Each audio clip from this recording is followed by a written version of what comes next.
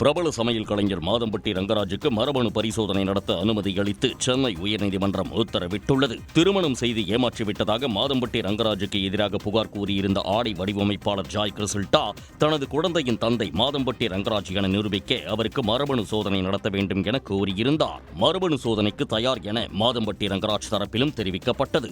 மனுவாக தாக்கல் செய்யும்படி இரு தரப்பினருக்கும் உயர்நீதிமன்றம் அறிவுறுத்தியிருந்தது.